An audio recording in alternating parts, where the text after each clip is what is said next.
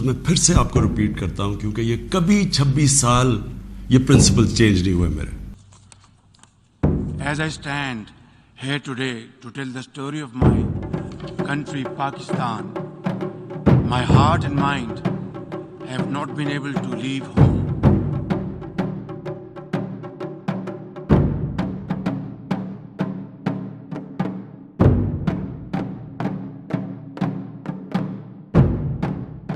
Pakistan, the fifth most populous country in the world with a population of over 207 million people, is on the brink of an economic meltdown. Once considered a model for developing countries, Pakistan is now being described as a failed state by some.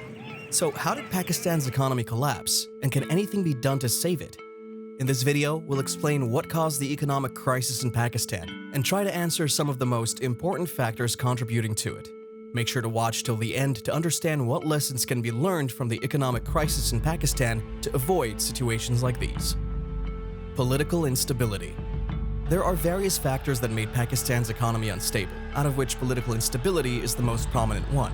The constant change in government, military coups, and civil war have all taken their toll on Pakistan's economy. Soon after the death of Muhammad Ali Jinnah, the founder of Pakistan, the country failed to maintain political stability. No prime minister in the history of Pakistan has completed their full 5-year tenure.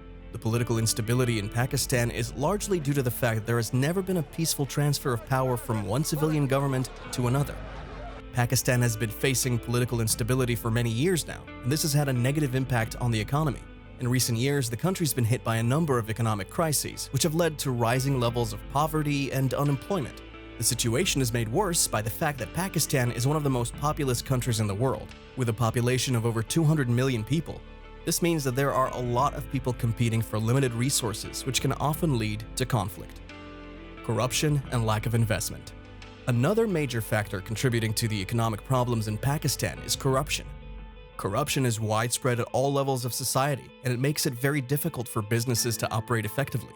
The inflation and unemployment are making people desperate, which is leading them to resort to corruption in order to make ends meet. This is having a devastating effect on the economy of Pakistan. Moreover, due to the political instability and constant change of policies with the change of governments, it makes it very difficult for investors to launch projects in Pakistan. Pakistani businesses also often lack the necessary resources and expertise to successfully launch and sustain a project. As a result, many investors choose to invest in other countries that offer more stability and greater potential for success. Wars with India. Since independence, Pakistan and India are not on good terms with each other, which makes it difficult for both countries to secure their borders. Pakistan spends a large amount of its economy to protect its border. Both countries have spent billions of dollars on buying weapons. This has diverted resources away from other sectors such as education and healthcare. The conflict between India and Pakistan has also led to a decline in foreign investment. Many companies are reluctant to invest in a country that's constantly at war with its neighbor. This has had a negative impact on Pakistan's economy. The cost of wars has been huge not only in terms of money, but also in human life. Brokering and wars. Despite economic instability, Pakistan has been involved in numerous wars in Afghanistan, dating back to the Soviet-Afghan War in the 1980s. These wars have had a significant impact on Pakistan's economy, both in terms of the cost of fighting the war and in terms of the damage done to infrastructure.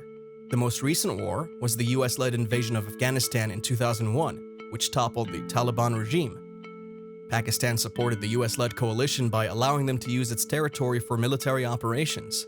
This support came at a cost, however, as Pakistan suffered from a massive increase in terrorist attacks. These attacks damaged Pakistan's economy as well as its reputation internationally.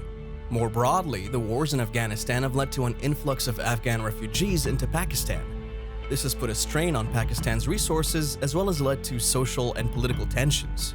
The wars have also led to an increase in illegal trade of drugs and weapons, which has further damaged Pakistan's economy. Pakistan is considered unsafe. Due to continuous war situations in neighboring countries and the presence of the Taliban in Pakistan, traveling to Pakistan is also considered risky and dangerous. One of the examples is the attack on the Sri Lanka cricket team on 3rd of March 2009. This attack further ruined Pakistan's image on an international level. As a result, Pakistan was banned from hosting the ICC World Cup of 2011.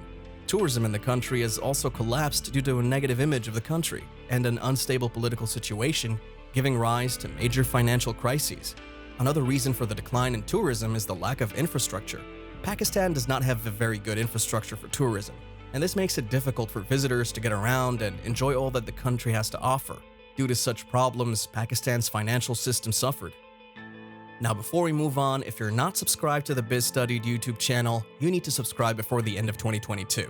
We want to get to 50,000 subscribers, so please subscribe so we hit our goal and reach many more people. The next video will be even better, so please subscribe, and thank you so much. Back to the video. China offering help. As Sri Lanka, when Pakistan was drowning, China came and helped Pakistan. While there's no such thing as friends in the international market, China did help Pakistan, but for its own good, and took over the assets of the country. China has long been a close ally of Pakistan and has frequently come to the latter's aid during moments of crisis. While there are many reasons for this alliance, one of the most important is that China views Pakistan as a vulnerable strategic partner in the region. Pakistan provides China with a critical link to the Indian Ocean and serves as a buffer against India, its main rival in the region. In addition, Pakistan provides China with access to Afghani markets and resources. For these reasons and others, China has been willing to provide Pakistan with economic assistance and military support over the years. The investment of China in Pakistan has increased manifold over the past few years. This is mainly due to the fact that Pakistan offers a very lucrative investment environment with its large market and skilled workforce. Additionally, the recent CPEC initiative has further strengthened the ties between the two countries, making Pakistan an even more attractive destination for Chinese investors.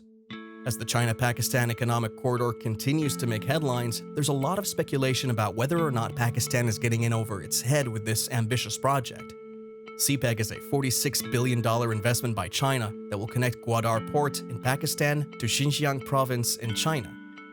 The project includes building roads, railways, and energy pipelines, and is seen as a key part in China's One Belt, One Road initiative. There are many benefits that Pakistan stands to gain from CPEC, including much-needed infrastructure development and an influx of foreign investment. However, there are also some risks involved. One of the biggest concerns is that Pakistan could end up saddled with a large amount of debt if the project isn't managed properly. There's also the worry that Pakistan could become too reliant on China, and that CPEC could be used as a way for China to exert more influence in the region. No doubt, China has started numerous projects in Pakistan, but the problem is China brings in its own labor, due to which the rate of unemployment and poverty still remains the same. Pakistan still owes 30% of its foreign debt to China. After being revised upwards by $4.6 billion, Pakistan owes a debt of $30 billion to China, which is a massive amount. IMF and Pakistan. To fulfill the basic needs of the nation, Pakistan has to take more and more loans from the IMF, which further adds to its economic instability. The Pakistani government has been struggling to keep up with the repayments, and as a result, the country's debt burden is growing. The IMF has warned that Pakistan's economy is at a critical juncture and has urged the government to take bold and decisive action to put the country on a sustainable path. Pakistan's finance minister has said that the country is committed to implementing the IMF's reforms, but he has also warned that the process will be painful in the short term. The rise in public debt alone is immense in the past year, as it's around $130 billion. Further increase in debt will put a strain on the country's economy and could lead to a default on some of its debt repayments. Flood condition. The current flood condition in Pakistan has further added to the problem of the nation. The flood has devastated almost 72% of Pakistan. It has damaged infrastructure and homes, destroyed crops, and disrupted transportation. Women and their children are in urgent need of shelter. It's also led to the displacement of people as well as loss of life. The economic impact of floods is often felt long after the waters have receded. The current situation in Pakistan serves as a reminder of the importance of sound economic management and the need for countries to diversify their economies. Pakistan is heavily reliant on foreign aid and loans, and this has made it vulnerable to external shocks. The country needs to focus on reducing its debt burden, diversifying its economy, and attracting more foreign investment. The current situation also highlights the importance of investing in infrastructure and disaster preparedness. By taking these steps, Pakistan can reduce its vulnerability to economic crises and build a more prosperous future for its people. What are your thoughts on this? Can Pakistan get out of this situation? Let us know what you think in the comments. Please give us a thumbs up if you liked the video and subscribe to our channel for more videos like this. Thank you.